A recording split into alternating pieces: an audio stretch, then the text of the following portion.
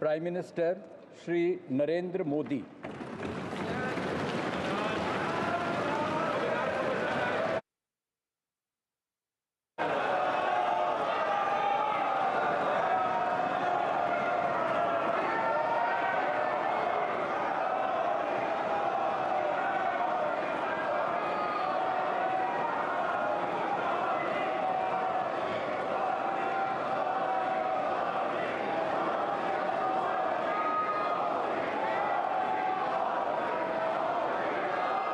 मैं नरेंद्र दामोदर दास मोदी,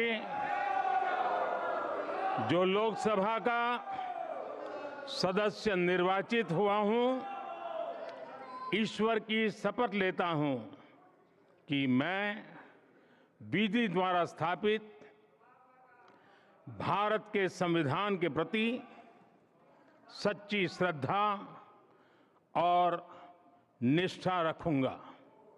मैं भारत की प्रभुता और अखंडता अक्षुण्ण रखूंगा तथा जिस पद को मैं ग्रहण करने वाला हूं, उसके कर्तव्यों का श्रद्धापूर्वक निर्वहन करूंगा।